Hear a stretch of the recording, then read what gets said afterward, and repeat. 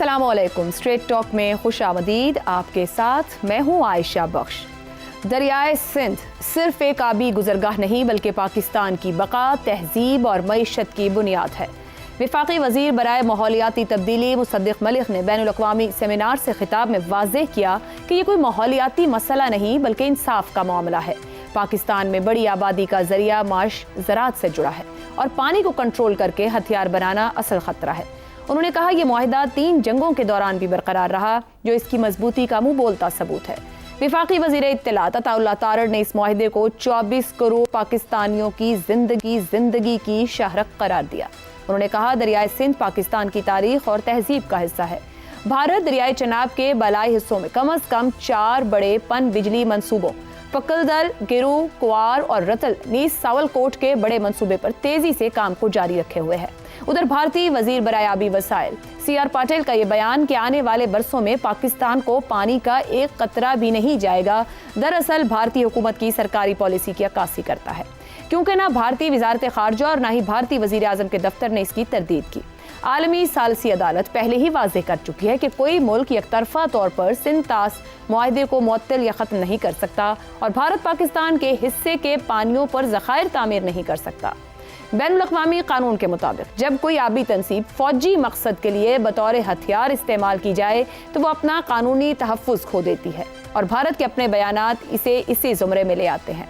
इस सूरत हाल में सबसे दिलचस्प पहलू यह है कि चीन तिब्बत में दरियाए यालिंग सांगपो पर दुनिया का सबसे बड़ा हाइड्रो पावर तामीर कर रहा है। ये दरिया भारत में ब्रह्मपुत्र के नाम से दाखिल होकर अरुणाचल प्रदेश और आसाम की मईशत और ज़राअत की रीढ़ की हड्डी है। भारत को खदशा यह है कि चीन खुश्क मौसम में पानी रोककर या बरसात में अचानक छोड़कर भारतीय इलाकों को नुकसान पहुंचा सकता है। यहाँ भारत खुद उसी पोजीशन पर है जहां वो कई दहाइयों से पाकिस्तान को समझता रहा है, जबकि भारत और चीन के दरमियान कोई पाबंद आबी मुआहिदा भी मौजूद नहीं। पाकिस्तान भारत की तरफ से पानी का रुख मोड़ने या इसमें मुदाखलत को बार बार जंगी इक़दाम करार दे चुका है, मगर इस नुक्ते की ज्यादा वजाहत नहीं की जाती, जिससे एक जानिब भारत पाकिस्तान के मुमकिन रद्दअमल से मोहतात रहता है, जबकि दूसरी तरफ इसी इबाहम का फायदा उठाकर अपनी मर्जी की तशरीह करके मुआहिदे की खिलाफ वर्जी करता है। कोई शक नहीं कि पाकिस्तान सुर्ख लकीरें वाज़ेह कर सकता है, मगर इससे कशीदगी बढ़ने का खतरा है। सिंध तास मुआहिदे पर असर नौ मुज़ाकरात भी एक रास्ता है, लेकिन उनके लिए तकनीकी, कानूनी और सिफारती सलाहियत दरकार है और मोदी की हठधर्मी भी इस रास्ते में बड़ी रुकावट है।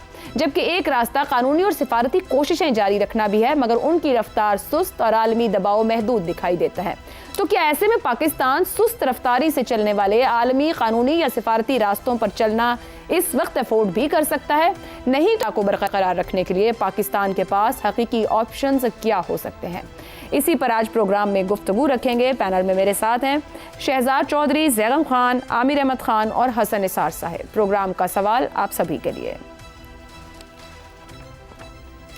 एक कतरा भी पाकिस्तान नहीं जाएगा, भारत की धमकी। पानी पर हाथ डालने वालों का हाथ काट देंगे पाकिस्तान। क्या पानी जनूबी एशिया का सबसे बड़ा जियोपॉलिटिकल मसला बन गया है? जैगम साहब, क्या इस मसले का हल पाकिस्तान के पास मौजूद है, या जो स्लो पेस पे जिस तरह चीजें रोल आउट हो रही हैं उसी तरह बढ़ेंगी? हकीकी ऑप्शंस हैं इसको रिजॉल्व की तरफ ले जाने के लिए? आज से 70 साल पहले पाकिस्तान के वज़ीर आज़म जनाब हुसैन शहीद सुहरावर्दी ने भारत को एक पैगाम दिया था। उन्होंने कहा था अगर पाकिस्तान को इंतखाब करना पड़े कि उसने प्यास से मरना है या लड़ के मरना है, तो उसमें कोई शक नहीं होना चाहिए कि पाकिस्तानी लड़ के मरेंगे, प्यास से नहीं मरेंगे। ये क्या चीज़ है? ये सिक्योरिटी डॉक्ट्रिन है पाकिस्तान का कि इंडस वाटर्स पर अगर ये करना पड़ा, अगर भारत यहाँ पे उतरता है कि मैं प्यास से मारना चाहता है, तो उसकी बजाय पाकिस्तान लड़ के मर जाएगा। और आज ये दुनिया की एक न्यूक्लियर स्टेट का डॉक्ट्रिन है। ये खेल नया नहीं है। पाकिस्तान बनते ही भारत ने पानी को वेपनाइज करने की कोशिश की थी और ख़तरात पैदा हुए थे। उसी के नतीजे में इंडस वाटर ट्रीटी बना था और इस इंडस वाटर ट्रीटी ने कई जंगें देखी हैं, जंगों के दरमियान में महफूज रहा। 3 जंगें तो गुजर गईं और इसको किसी ने हाथ नहीं लगाया, क्योंकि जो भारत के हुक्मरान इस अरसे में रहे उनको अकल थी, उनको पता था कि इस ट्रीटी को छेड़ना कितना ख़तरनाक है। और पानी को हथियार बनाना कितना ख़तरनाक है। लेकिन ये एक नाआक़िबत अंदेश, इंतहा पसंद, नस्ल परस्त हुकूमत है जो पानी को हथियार बनाने पर उतर आई है। एक ऐसा काम जो वो कर नहीं पाएगी। पहलगाम के बहाने, एक जेली हमले के बहाने वो पानी को हथियार बना चुकी है। पाकिस्तान के लिए सिर्फ एक मुआहदा नहीं है। देखिए, आपने पूछा कि क्या तरीका मौजूद है। There is a treaty, an international treaty, जिससे भारत निकल ही नहीं सकता, यक तरफा तौर पर उस ट्रीटी को छेड़ ही नहीं सकता। ज़ैगम साहब, कतई कलामी मगर दो मुस्तकिल खिलाफ वर्जियां कर रहा है। 8 से किशन गंगा पे एतराज़ात हमने किए हैं। सूरत हाल यहाँ है कि उसने एवेंस में डाल दिया है गुज़िश्ता साल से, मगर पाकिस्तान को तो रिलीफ किसी तरफ से नहीं मिल पा रहा है। भारत तो कर रहा है जो करना चाह रहा है। देखिए, भारत माहदे को एक तरफ उसने रख दिया, अबेंस में रख दिया। इस वक्त वो पानी को डाइवर्ट नहीं कर सकता। वो जो काम कर रहा है वो ये कर रहा है कि उस पानी की जो कैपेसिटी है उसको डैम करने की, क्योंकि वो run of the river projects बना रहा है। ऐसे प्रोजेक्ट्स बना रहा है जो दरिया को रोक कर बिजली बनाते हैं। दुरुस्त। लेकिन क्योंकि वो दरिया को रोक रहा है, उस दरिया को रोकने की वजह से उसके पास ये कैपेसिटी आ रही है कि पाकिस्तान का जो पानी है वो उसको रोक सके और वो अचानक छोड़ सके। अगर वो कल को डाइवर्ट करता है या आज पानी को इस तरह इस्तेमाल करता है तो पाकिस्तान की तरफ से ये वाज़ेह पैगाम है कि ये एक्ट ऑफ वॉर होगा। इसका मतलब ये होगा कि आपने पानी को हथियार बना दिया।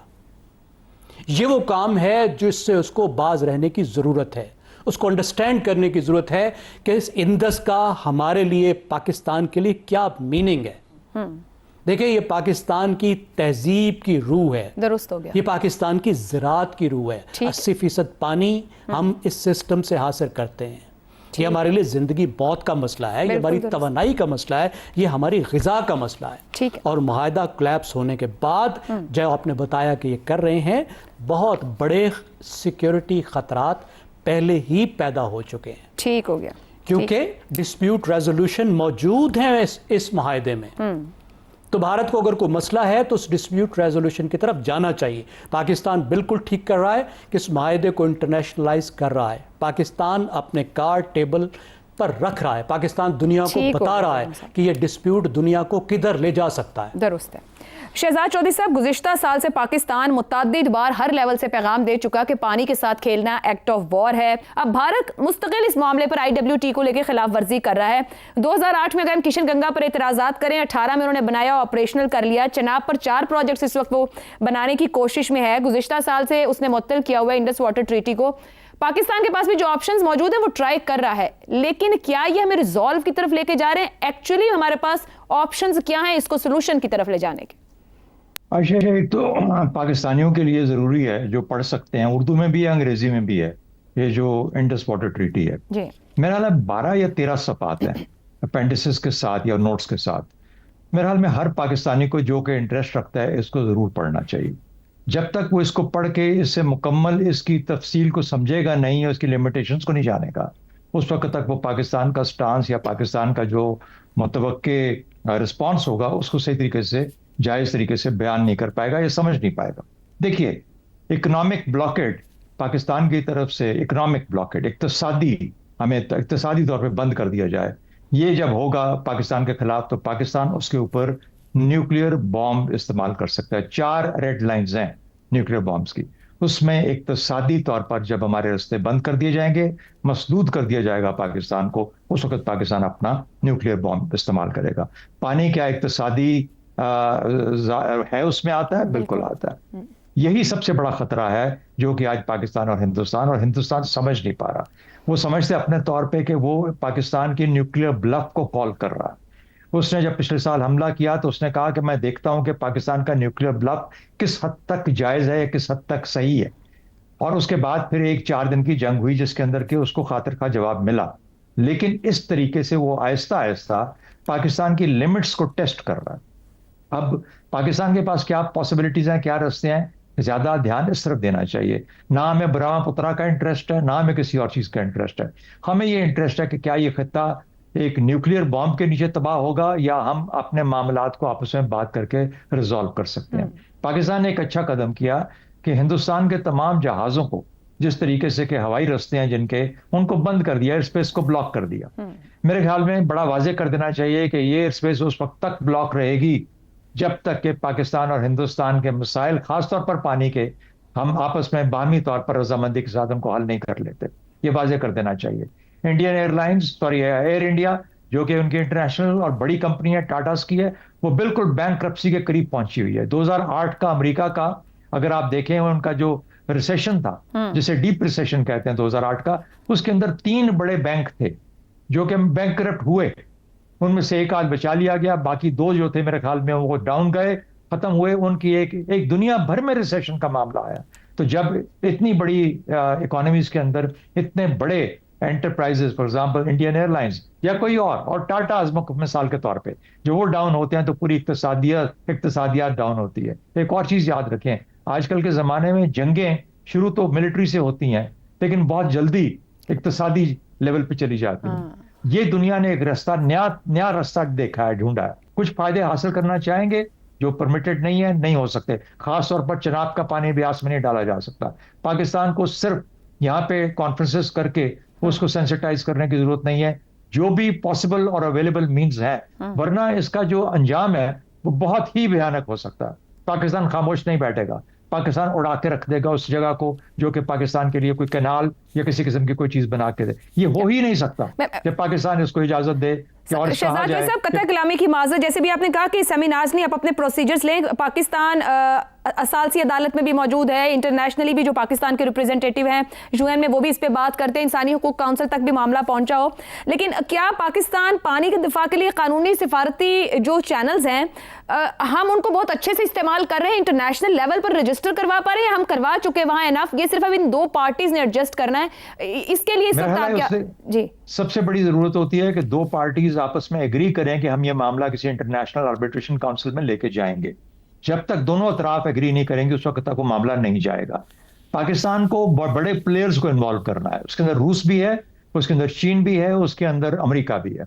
जब तक इन 3 कैपिटल्स को आप इन्वॉल्व करके इस मामले के हल की तरफ या जोर लगा के इंडिया को होश दिलाने की कोशिश नहीं करेंगे, देखिए अदरवाइज बहुत वाजे है। हमने कह दिया ना, हमने कह दिया 4 रेड लाइंस, न्यूक्लियर मारेंगे हम, और किस किस्म का न्यूक्लियर मारेंगे इसकी हमें कोई नहीं है।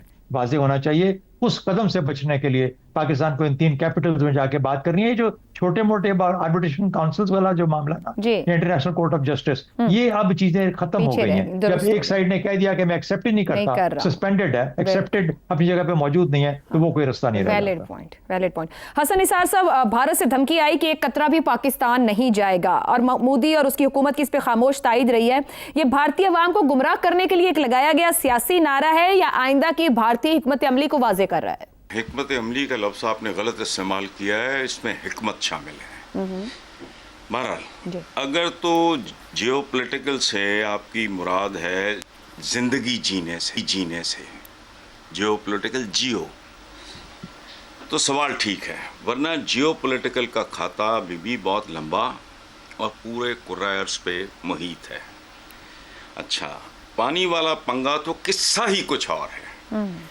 माजी की आपकी पैदाइश से पहले एक यादगार पाकिस्तान की पंजाबी फिल्म है, जो मेरा ख्याल है शहजाद भाई तक तो पता होगा, बाकी कम से नहीं आपकी तरह। उस फिल्म का नाम था सस्ता खून ते महंगा पानी।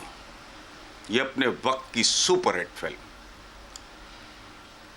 हमारे यहाँ ये फिल्म देखो तो पता चलेगा कि पानी के लिए खून लेना और देना ये हमारे देहातों तक का कल्चर है, ये याद रखना, ठीक है? अच्छा, अब अगर ऐसा होता है तो मोदी साहब को ये फिल्म दिखानी भी पड़ेगी, समझानी भी पड़ेगी। बट पर्सनली आपने उन पे हिकमत का बहतान लगाया है। मेरा ज़ाती ख्याल ये है कि वो ब्लैकमेल कर रहा है या ब्लफ करने की कोशिश कर रहा है। ग्लोबली भी बहुत तयशुदा बात है, जो जिस आप मुआदे का हवाला दे रहे हो, तो अगर इस हद तक जाएगा तो फिर पाकिस्तान किसी भी हद तक जाएगा। सीधी सी बात है। अव्वल तो ये ब्लफ है, ब्लैकमेलिंग कह लो, ब्लफिंग कह लो, जो भी कह लो। मेरा नहीं ख्याल कि अगर वो एक पागल है या उसके साथ 4-6 और पागल होंगे तो सारे के सारे पागल होंगे। वो कहेंगे नहीं, ये पंगा बहुत महंगा पड़ेगा, चूंकि हमारी रगों में है सस्ता खून तो महंगा पानी। ठीक, बस ठीक हो गया। आमिर अहमद खान साहब, ऑपरेशन सिंदूर के बाद के हालात अगर हम देखें, अस्करी और सफारती तौर पर पाकिस्तान ने एक्सेल किया है, अपना लोहा मनवाया है।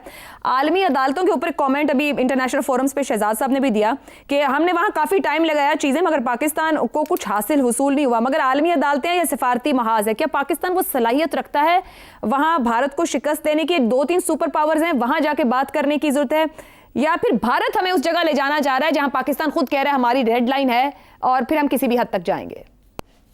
अच्छा, आलमी जो भी मैकेनिज्म होते हैं ना, इस तरह के मुआहदे जो होते हैं उनको डिफेंड करने के लिए, वो हमने तारीखी एतबार से देखा है कि वो कभी भी मौसर, एक हद से ज्यादा मौसर नहीं होते। खासतौर पर अगर एक ताकतवर फरीक इन मुआहदों का जो है वो अगर इस बात के ऊपर डट जाए कि नहीं उसने कुछ करना है, तो फिर उसको रोकना बहुत मुश्किल होता है। लेकिन JCPOA आपके सामने एक बहुत बड़ी मिसाल है किस तरह से यूनिलैटरली इसको खत्म करके ईरान के ऊपर हमला किया गया, सिर्फ इस वजह से कि अपनी ताकत पर घमंड था अमेरिका को, और वही अब हमें भारत में भी नजर आ रहा है। लेकिन अच्छा, इसी सूरत हाल में आपने पहले भी 1-2 दफा ये सवाल किया कि पाकिस्तान के पास ऑप्शन क्या है। हमने न्यूक्लियर ऑप्शन की बात की, हमने और भी चीजों का जिक्र किया।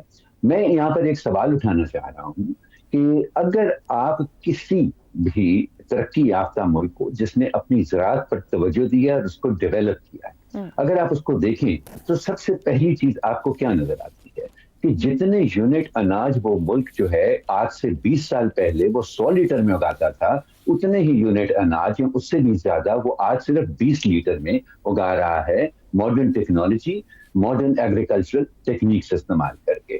तो मैं ये सवाल यहाँ पर उठाना चाहता हूँ कि हमने अपनी ज़राअत के लिए क्या किया। देखिए, ये न्यूक्लियर ऑप्शन वगैरह की बात करना बहुत आसान होती है Ayesha, but do you actually see them playing out? Worst case scenario अगर आप ले लें, फर्ज करें कि जो भारत आज जितने भी अपने प्रोग्राम बना रहा है और जितने भी उसके डेवलपमेंट प्रोजेक्ट्स ये इस नियत से वो बना रहा है कि पाकिस्तान में पानी का एक कतरा भी ना जाए, फर्ज कर लें कि वो मुकम्मल हो जाते हैं वो सारे के सारे, आपका ख्याल है इस खित्ते के अंदर जौहरी जंग शुरू हो जाएगी उसके बाद? और अगर वो हो गई तो उसका नतीजा क्या होगा? सो आई थिंक कि इसके लिए अगर आप एक वाइबल सोल्यूशन की बात कर रहे हैं तो सबसे पहले तो आप अपनी ज़राअत पर तवज्जो दें। ये जो गन्ना होगा कि हमने बेड़ा गर्क किया हुआ है अपनी ज़राअत का, सिर्फ इसलिए कि 80 से 90 शुगर मिलने हैं यहाँ पे जिनका पेट भरना जरूरी है, चाहे उसका इकोलॉजिकल और एनवायरमेंटल डैमेज या एग्रीकल्चरल डैमेज जो है वो कुछ भी हो, सर इसके ऊपर तवज्जो दें, नजरसानी करें, मॉडर्नाइज करें अपने एग्रीकल्चर को। हमने जब इंडिया ने हमारे पर पहलगाम के बाद हमला किया तो वो 4 दिन की जो जंग थी, क्या हमने न्यूक्लियर ऑप्शन उसके अंदर इस्तेमाल किया? नहीं, हमने ऑल्टरनेट मिलिट्री टेक्नोलॉजी के जरिए उसको शिकस्त दी। क्या यही अप्रोच हमारी यहाँ पर नहीं होनी चाहिए कि हम अपनी ज़राअत को इतना ज्यादा मजबूत कर लें? आमिर अहमद खान साहब बिल्कुल दुरुस्त कह रहे हैं, इसमें तो कोई दो राय हो ही नहीं सकती कि हमें बहुत कुछ करने की जरूरत है अपनी ज़राअत को लेकर, इवन रिसर्च से लेकर इनोवेशन की तरफ जाने पर। मगर जो असल हमारा मामला हमसाये के साथ है, जहाँ वो हमारा पानी एक मुआहदे के नीचे रोक कर बैठा है, इन दो को आपस में तो किसी तरीके से नहीं कंपेयर किया जा सकता है। एब्सोल्युटली किया जा सकता है आयशा, कि वो थ्रेट का लेवल जितना ज्यादा होगा, अगर इस वक्त जिस तरह से आप पानी बहाव ज़राअत कर रहे हैं अगर वही रहेगी तो वो उस पानी का छोटा सा हिस्सा भी अगर भारत रोकेगा तो नुकसान बहुत ज्यादा होगा। अगर आप अपनी ज़राअत को मॉडर्नाइज कर लें तो फिर भारत को जितना पानी हमें एक्चुअल नुकसान पहुंचाने के लिए जितना पानी रोकने की जरूरत होगी, शायद उसके अंदर वो सलाहियत ही ना हो, शायद उसके अंदर वो काबिलियत ही ना हो, शायद उसको ऐसा करने में 20-25 बरस और ज्यादा लग जाए। तो मेरा ख्याल है कि अपने घर के ऊपर तवज्जो देना। साहब, हम ऑलरेडी 14 टॉप 14 में हैं, पानी जिनके पास खत्म हो रहा है। आप बिल्कुल ठीक बात उस पर कह रहे हैं, लेकिन हम ये इजाजत तो नहीं दे सकते कि एक मुआहदे के नीचे उस मुआहदे को होल्ड करते हुए हमारे पानी को रोक लिया जाए। सिविलाइजेशन या दुनिया तो ग्रो ही पानी के सर पे करती है। आयशा, बिल्कुल हम इजाजत नहीं दे सकते, लेकिन हम इसको अपनी नालायकी और अपने निकम्मेपन का बहाना भी नहीं बना सकते। तभी तो एक सवाल था कि हम इंटरनेशनली कभी अचीव क्यों नहीं कुछ कर पाए। जब हम मुआहदे करते हैं तो हम क्या अच्छी वकालत नहीं कर पाते उनकी? मैं नहीं, ऐसी कोई बात नहीं है आशा। ये अपर राइपेरियन स्टेट्स जो होती हैं जिनके पास पानी के ओरिजिन का कंट्रोल होता है, हाँ। वो सारी दुनिया के ऐसे अंदर behave जो करते लोअर राइपेरियन स्टेट होती हैं उनके ऊपर उनकी एक ठीक है। बर्तरी होती है, और उसको डील करने के तरीके आपको सोचना होता है। ठीक हो गया। शहजाद साहब कुछ कहना चाह रहे हैं? मैं सिर्फ ये कहना चाह रहा हूँ कि ये नहीं पता चलेगा ना कि कितना पानी कम कर दिया जाए तो फिर भी पाकिस्तान को अपनी ज़राअत बेहतर करके जिंदा रहने में पॉसिबल होगा। या तो ये अगर फिगर पता लग जाए ना कि इतना पानी है, हिंदुस्तान जब तक बंद कर लेगा वो तो ठीक है। हुकूमतें, रियासतें अपने रेड लाइंस मुतय्यन करती हैं। हमें 4 दिन की जंग में न्यूक्लियर स्टे नहीं करना पड़ा क्योंकि हमें न्यूक्लियर की जरूरत नहीं पड़ी, हमने उसके बगैर जवाब दे दिया। बिल्कुल तो ठीक इसमें भी बात ऐसी ही होगी, लेकिन ये नहीं है कि जाती पहले दिन उसके ऊपर एटम बॉम्ब मारे, अगर जरूरत होगी तो मारेंगे। Valid point. गुफ्तगू यहाँ पे रोकेंगे, ब्रेक लेना है, लेकिन एक और अहम मामला है। यहाँ बात हो रही है कहाँ इम्प्रूवमेंट की ज़रूरत है। पाकिस्तानी हुकूमत या रियासत के लिए जो सबसे बड़ा चैलेंज रहा इसकी पैदाइश से लेकर अब तक 38 बार उस चैलेंज से निमटने की कोशिश की गई और हम नाकाम रहे हैं। क्या अब कामयाब हो पाएंगे? इस ब्रेक के बाद गुफ्तगू करते हैं।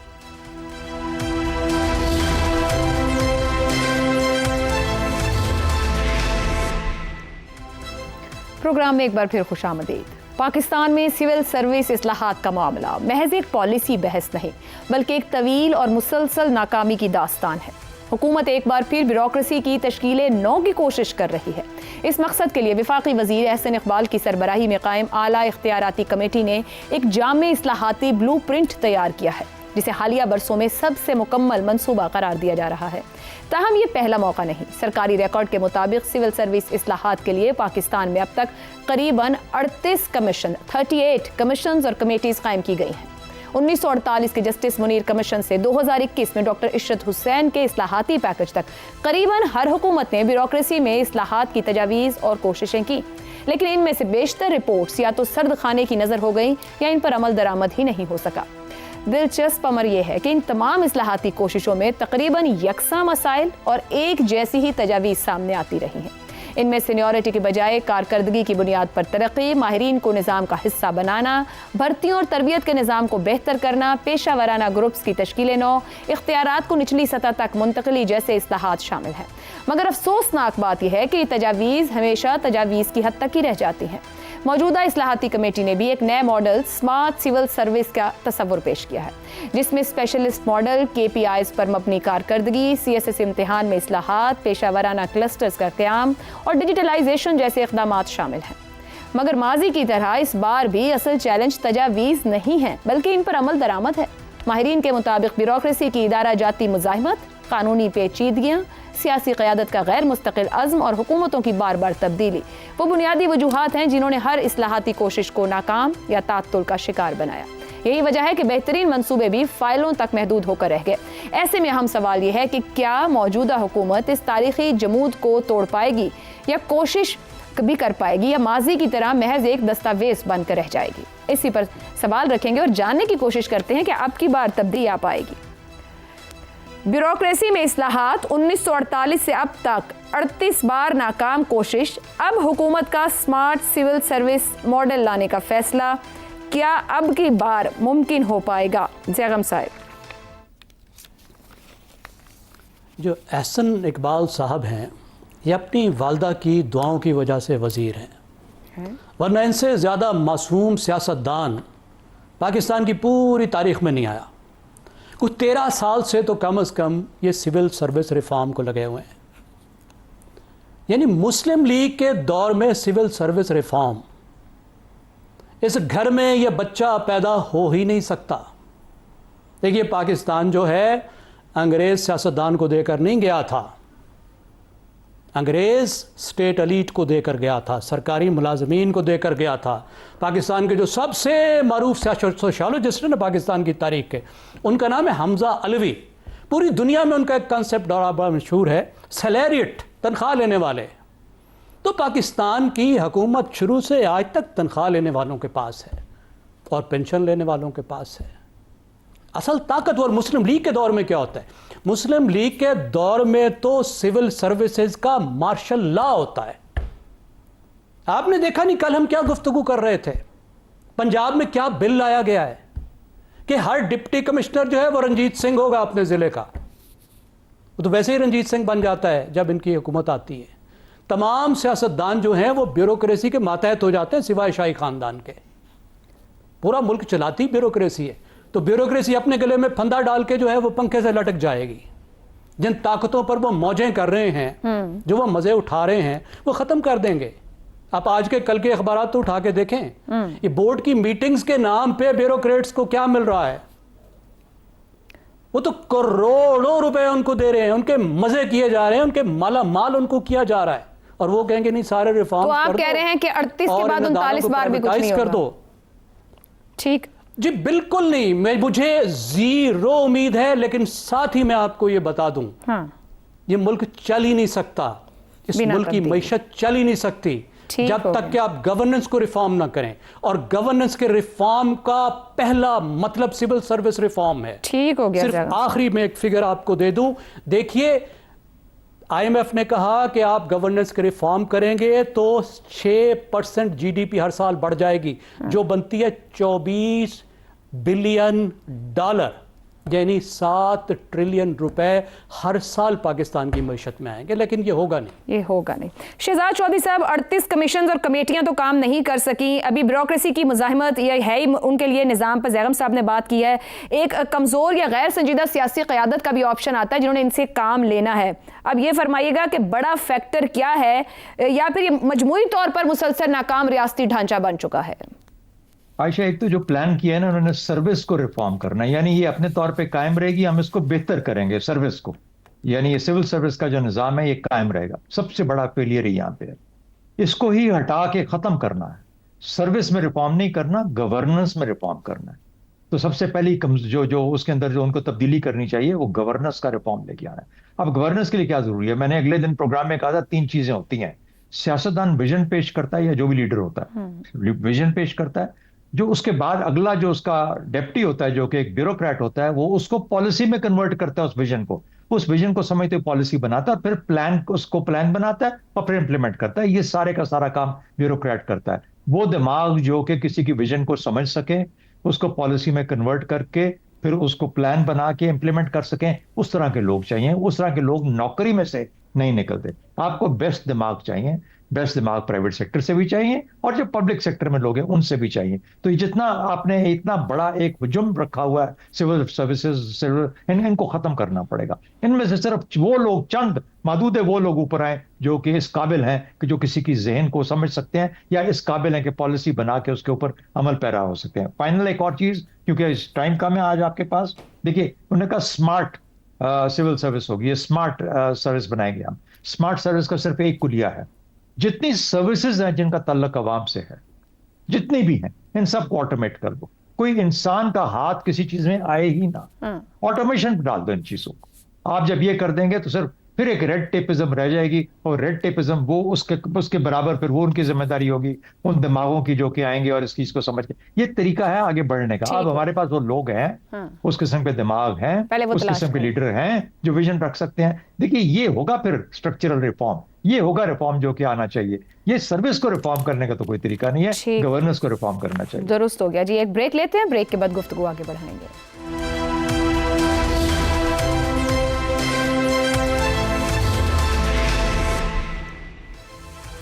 प्रोग्राम के आखिरी हिस्से में एक बार फिर खुश आमदीद। हसन निसार साहब, क्या स्मार्ट सिविल सर्विस वाकई गेम चेंजर हो सके या फिर एक और नजरियाती और ख्याली मॉडल ही साबित होगा?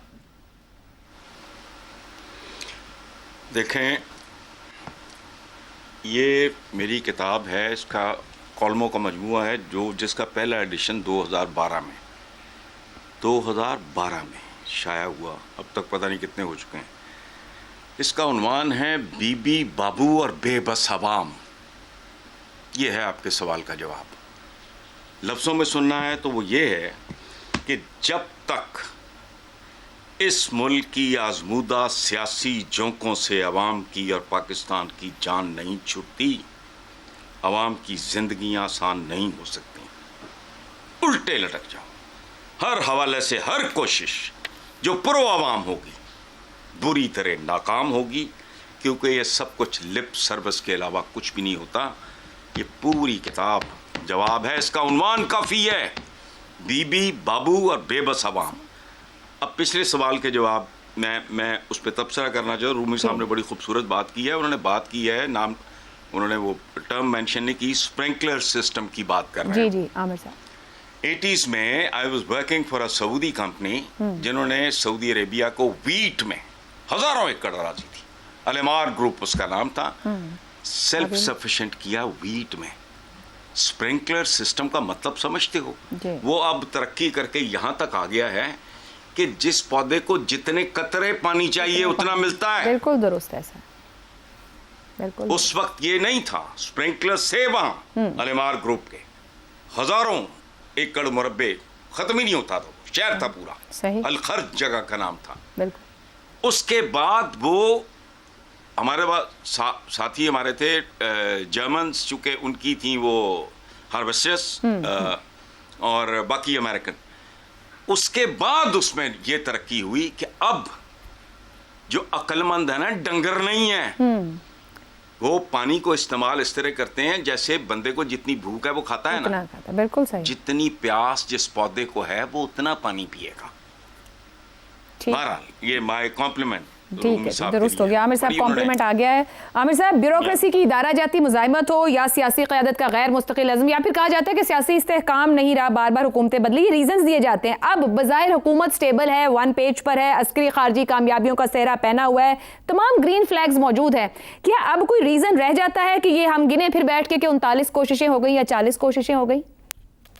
एक बड़ा बुनियादी वजह अभी भी बाकी है आशा, वो ये कि अगर ड्राइवर निकम्मा हो ना, तो आप उसको रोल्स रॉयस में बिठा दें या लैम्बोर्गिनी या फेरारी में बिठा दें, वो कोई ना कोई झांकी मारेगा।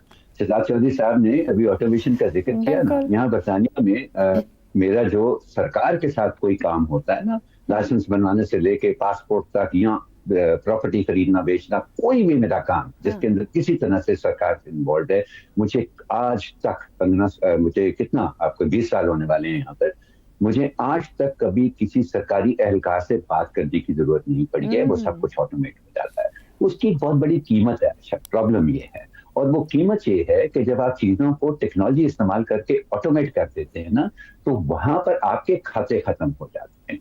ये इंसानों के ऊपर जो इन्हिसार है, ये हमारे हुक्मरानों की ख्वाहिश इसलिए है कि इस इन्हिसार की वजह से वो खुद अपने आप को कानून से बालातर और मुबर्रा रख सकते हैं। और अब जब तक वो ये सहूलत छोड़ने को तैयार नहीं है ना, तब तक आप छोड़ गए। आप सिविल सर्विस का नाम बदल दें, 4 दफा तो नाम बदला गया है एसएसए के अंदर, आप उनकी प्रमोशन पॉलिसीज में जो मर्जी तब्दीली कर दे, आप उनको स्मार्ट की बजाय आप उनको आइंस्टाइन कहना शुरू कर दें, कुछ बदलने वाला नहीं है जब तक हुक्मरानों का माइंडसेट जो है वो नहीं बदलता। टोटली अग्रीड विद आमिर साहब आपसे कि अभी तक पाकिस्तान में वैसे जदीद स्मार्ट टेक्नोलॉजी, ऑटोमेटिव, एआई, ये इस्लाहात पहुंची हैं। जिस दिन समझ आ गई कि इनके ज़रिए कोई निज़ाम कैसे बना के एफिशिएंटली डिलीवर कर सकता है, यकीन आ जाएगा कि वाकई इस्लाहात हो सकती हैं। आज के लिए प्रोग्राम से इतना ही, इजाज़त दीजिए, अल्लाह हाफ़िज़।